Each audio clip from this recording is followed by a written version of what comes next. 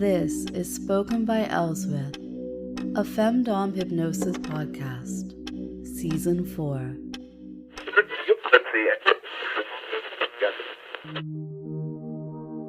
In this episode, I'm covering whether or not you're living the sub-guy life. And later, I'll go over whether or not you can call me Mistress. Because that's a question that has surfaced a few times.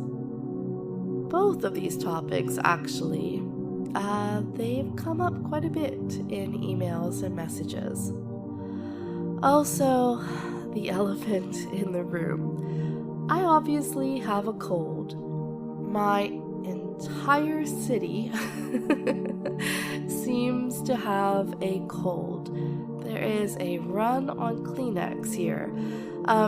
I won't be recording sessions with this voice, but I figure a podcast is stuffy nose voice appropriate. Literally had a short spanking session with someone over this stuffy nose voice thing just today, which put me in a good mistressly headspace, and I decided just to go ahead with the podcast. Someone had the audacity to say they couldn't take me seriously when I talk like this. They're now, and they did, the whole pinch their nose together. Well, they're now taking me seriously after taking a hairbrush to their bottom. Just about everyone has a hairbrush, or a wooden spoon, or heck, even a flat shoe works in a pinch. But spanking isn't one of today's topics. It's whether or not you're living the sub-guy life. Now, I do get a lot of sad tales. I am not signed up to be somebody's therapist. I do have a lot of hypnotherapy skills, but that's not quite the same as couple counseling, is it? Now, with some of these, I get you. I was once in a relationship that was definitely the wrong place for me. It was not the right place for him, but it was one that just, on paper, seemed to be the right choice, And you do, and you do, and you do, and you keep thinking it'll get better, but, time is passing, and that clock is ticking, and you gotta make a decision. For a lot of people, that's so hard because it's almost like your friends split up, right? And your relatives say stuff, and then people say things like, oh, Grandma and Grandpa were married for 50 years. Well, anyway, whatever. Don't go after the 50-year thing if it isn't the right relationship, okay? Because it's just your life, and you don't get, like, a trophy. Nothing like that. Anyway, so sometimes the relationship is just the wrong one. But quite a few of these sad tales that come through are not so much about the wrong relationship as much as the wrong mindset. So I get a lot of whining that you just can't live your submissive guy life because she won't tell you what to do, or you can't bring this up because she is so I'm saying she, but this is a femdom podcast, so I'm assuming this is my lane to stay in. Or that your relationship partner is just so close-minded. Well, here's the thing. You can still do stuff. Let's say you're actually living with someone, you're sharing a house, okay? That's this relationship, or a few someones, or whatever. There are things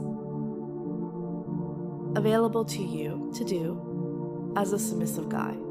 Now, don't go asking what you can do, because that creates work. I hate this. Now, if it's an actual project, like we are, let's pretend we're back in the States and we're going to be living on a farm, okay? And we are building a chicken tractor, and I'm, doing my thing, and you come over and you say, oof, what can I do? That's fine, because, there's an order to it, right? And it's a one-set project, whatever, fine. In your own house, come on. You know it needs done. You know it. I know you know it. You know it. Your partner wasn't born knowing everything about how to manage a house, how to make sure, appointments are made, or, this tax is handled and the library books go back. They weren't born with this innate knowledge. It isn't some skill. They don't sneak us off to these secret classes to learn all this stuff, okay? You're a grown-ass adult, So just do it. Seriously, if you are a submissive guy and this is a person you love, maybe you're claiming right now you don't love them as much, or you're not in love with them like before, whatever, pretend you're dating, pretend it's still that engagement period, whatever, and go for it.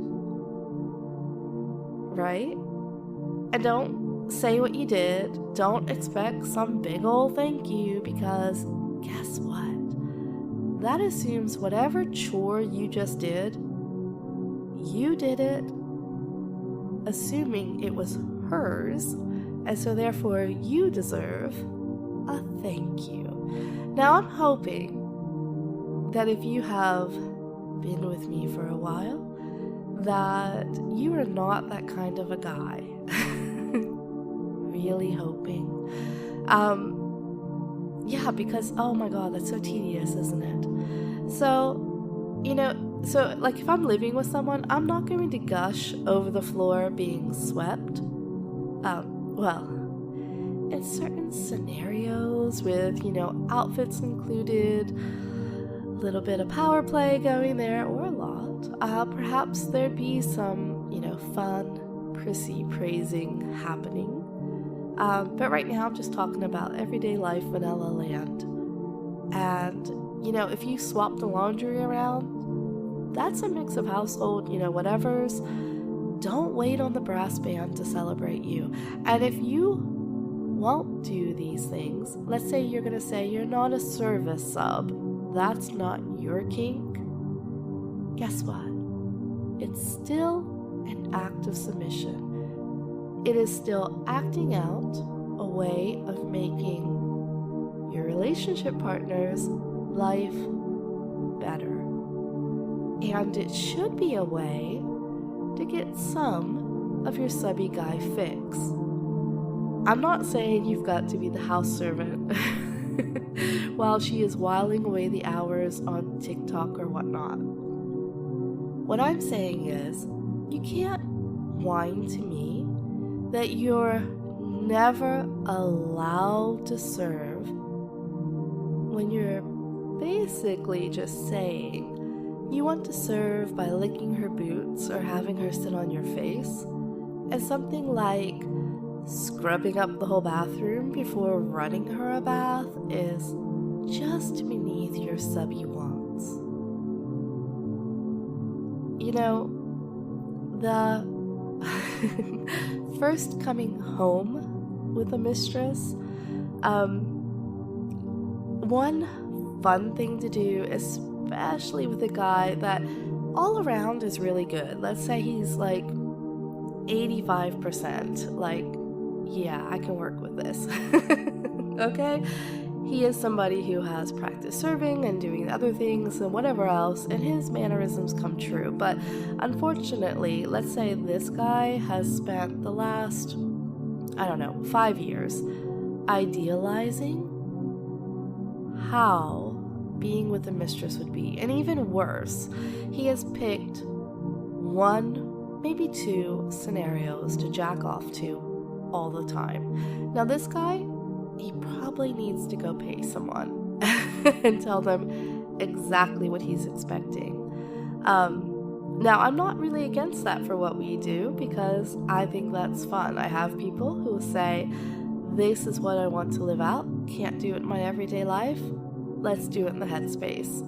And then we create something, and I think that's fantastic. And a lot of times that comes out public, and you get to enjoy it too. But let's get back to everyday life guy. And again, this could even be a session, couldn't it, if you wanted to explore it. Basically, been out a few times, you know he's not an axe murderer, he knows you're not an axe murderer, you hit it off, this is the first time coming home. The best way to do that, because you know, well, I know, that he is horny as hell, and he's kind of hoping we'll go through the steps, and then sometime, you know, we're gonna go down to the dungeon and just play. Instead, it's so good to have him take off just about everything. Undershorts can stay on. Have him stand in the bedroom while I go take a shower. It's a glass door. I don't mind being watched. Coming out, getting a towel, even letting him serve by helping me dry. And then, you know, putting on my comfy PJs. I have an avocado set that I absolutely love.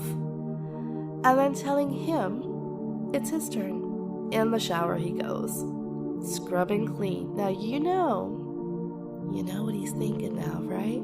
I'm clean, he's clean, maybe the PJs threw him off a bit.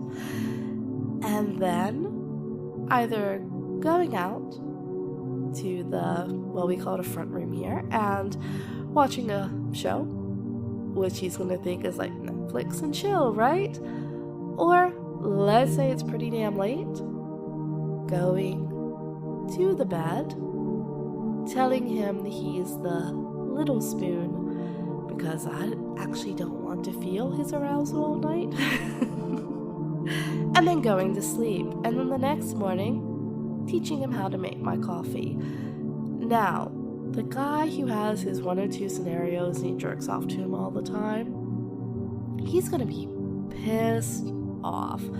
Or at least like really blawed, right?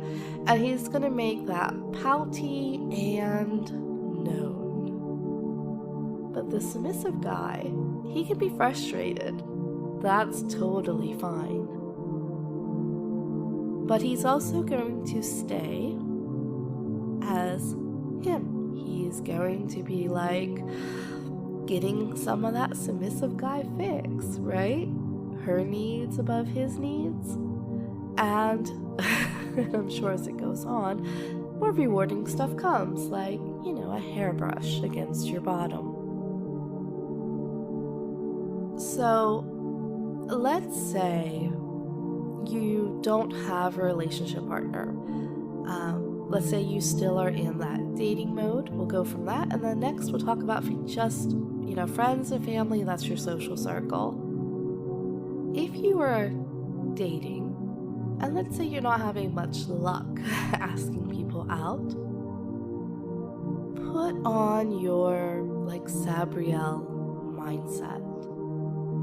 And instead of asking whoever out on the same old tired date, like to dinner, see what they might like. Or if you have no idea, still do something different. Find out when open mic night is somewhere. I would love that. I wouldn't be doing it. You know, my style of storytelling is more for a discreet audience, or a stand-up comedian, you know, live local sports, especially like that little team, because if you're in the States, the farm teams for baseball, it's always fun.